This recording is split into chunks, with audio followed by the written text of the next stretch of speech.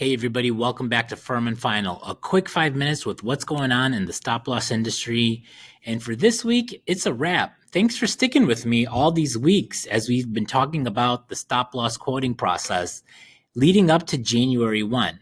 And for all intents and purposes, most stop loss carriers are done with their January 1 quoting cycle. Now, that doesn't mean that there's not a handful of cases that are still out there. That could definitely be the case. But all of that work, all the initial intake, going through underwriting, then going through clinical, the firming process, all of that is basically done. Underwriters, clinicians, they're taking a big sigh of relief. And now you got the sales folks who are hoping for a couple of more sales before the year's over.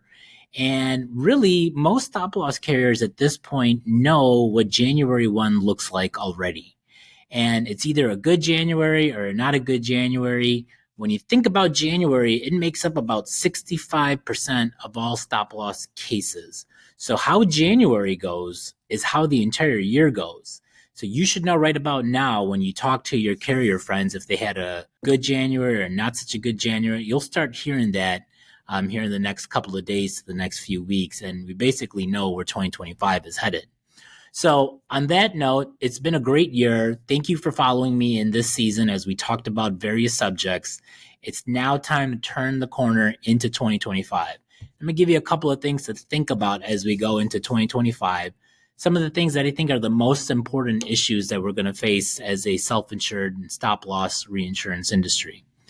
The first one is the rise of GLP-1s, and these are the weight loss treatments, and there's a lot of rules, a lot of laws going into effect that will probably expand the use of these drugs. And most of the time, these drugs are not at the level where we think about it from a stop loss perspective. The one caveat to that is aggregate claims. And so I think that GLP-1s are going to have a significant impact on that down market segment of self-insurance.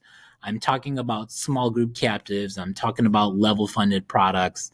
It's in that segment where I think GLP-1s could cause the most consternation. And that's going to be on the side of the employers as well as those stop loss carriers that are managing those pooled types of solutions. So be on the lookout for that. The next thing is fiduciary responsibilities. We've seen a lot of chatter about this topic. And as more and more of that comes to light, I think you're going to see employers wanting to take a bigger role in cost containment. And cost containment is generally a really good thing. I think that's going to translate to lower costs. It's going to mean lower stop loss and reinsurance rates. And overall, that's a really good thing and a healthy thing for the entire market. The next thing is gene therapies. You've heard me talk a lot about gene therapies for the past few years. We will continue to see gene therapies continue to get approved, and at an average cost of $2 to $3 million, this is going to create a lot of volatility for stop loss carriers and reinsurers. That's going to be a place to keep a really close eye on. Now, within the gene therapy space, really stay focused on Elevidys. That's the treatment for Duchenne muscular dystrophy. That is the therapy that was originally approved in 2023 under an accelerated approval. Then it got full approval in June of 2024 and really created a lot of havoc. Even though it's FDA approved, a lot of health plans still consider that therapy to be experimental and investigational. And so therefore it's not covered. I fully suspect that's going to change for 1/1/2026, and a lot of the reasoning behind that will come through during this year in 2025.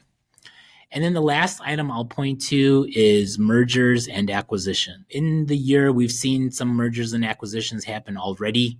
Keep an eye on the David Young system that was acquired last year by a private equity firm. That same private equity acquired a competing system called the Kevin Ugin system, and is all being rebranded under Connecture. Keep an eye on that one because a significant part of the stop loss industry utilizes that pricing and admin tool.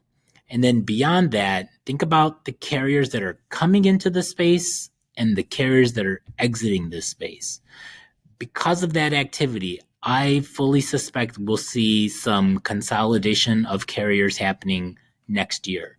Either consolidation of carriers or carriers just purely deciding, it's time to exit the employee stop loss space. And that's really driven by the fact that there's so many competitors in this space, and there's many of them that are having loss ratio challenges right now. So as that continues to play out, I think we're going to see some carrier consolidation. Expect some news on that in 2025. That's it for me for the rest of this year. I'll be back next year with another season of Firm and Final. Thank you for following me, and I appreciate your support. Have a good one.